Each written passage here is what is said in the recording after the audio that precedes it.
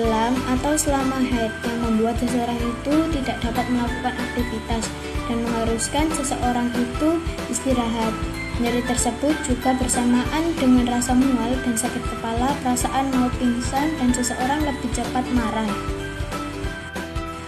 Nah, untuk gejala dysmenorrhea biasanya kita merasakan kram atau nyeri di bagian bawah perut, yang juga kita sering merasakan sakit kepala, sembelit atau diare, dan sering berkemih, dan ada kadang-kadang merasakan sakit kepala dan merasa sampai mual-mual dan muntah. Nah, faktor penyebab dysmenorrhea nyeri haid pada wanita remaja. Berikut penyebab dysmenorrhea. Ada beberapa faktor terjadi dysmenorrhea seperti faktor kejiwaan, itu juga seperti emosi atau mood yang tidak stabil atau stres. Faktor konstitusi, faktor yang erat hubungannya dengan faktor kejiwaan. Faktor-faktor seperti anemia, penyakit menahun yang dapat mempengaruhi timbulnya dysmenorrhea. Faktor obstruksi kanalis cervicalis. Faktor ini tidak dianggap sebagai faktor yang penting sebagai penyebab dysmenorrhea. Pada wanita dengan uterus dalam hipertenfleksi mungkin dapat terjadi stenosis kanalis cervicalis yang dapat menimbulkan dysmenorrhea. Faktor endokrin. Pada umumnya ada anggapan bahwa kejang yang terjadi pada dysmenorrhea disebabkan oleh kontraksi uterus yang berlebih.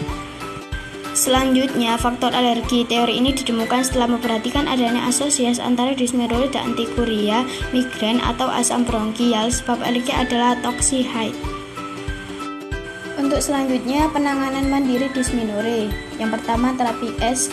Terapi dingin menggunakan es batu yang dimasukkan ke dalam cangkir ukuran kecil, lalu diletakkan di kulit dengan perlahan, lakukan 5-10 menit.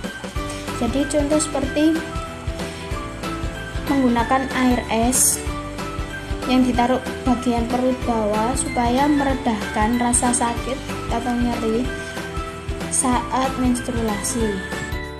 Untuk selanjutnya, kompres air hangat. Teknik kompres air hangat dilakukan dengan cara pemberian botol berisi air hangat dengan suhu 40-46 derajat Celcius.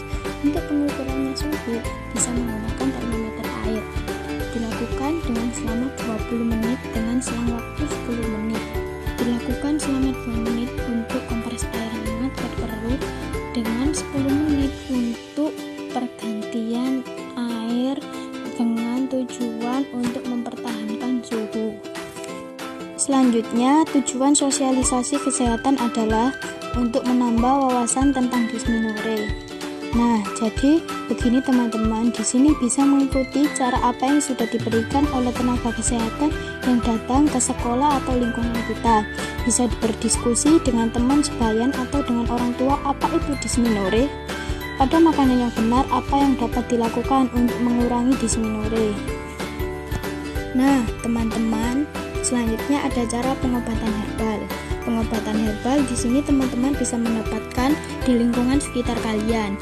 Di sini untuk pengobatan herbal itu menggunakan tumbuh-tumbuhan herbal seperti yang pertama, kayu manis. Bisa dicampurkan 1 sendok bubuk kayu manis ke dalam minuman yang akan kita konsumsi.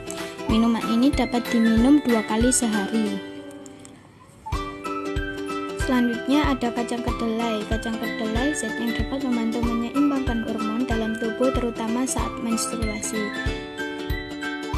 Selanjutnya ada cengkeh, ketumbar, kunyit, dan bubuk pala. Campuran bunga cengkeh kering, ketumbar, kunyit, dan bubuk pala. Seduh bahan tersebut dengan air panas. Kemudian saring ampasnya, lalu ramuan dapat diminum pada saat masih hangat.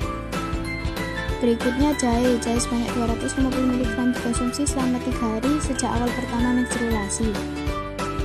Berikut olahraga ringan untuk mengurangi dysmenorrhea. Senam yoga terdiri dari aktivitas fisik yang berkombinasi dengan relaksasi dapat mengurangi kram perut pada penderita dysmenorrhea. Dilakukan selama 60 menit 1 kali seminggu. Berikutnya jalan kaki santai. Jalan kaki dapat dilakukan selama 30 menit 3 kali dalam seminggu. Bersepeda dapat membantu tubuh melepas hormon beta endorfin. Hormon berfungsi sebagai pereda nyeri, membantu membakar zat Yang terakhir, berenang. Berenang kegiatan yang dianjurkan terutama ketika tubuh dalam keadaan stres atau mengalami nyeri head.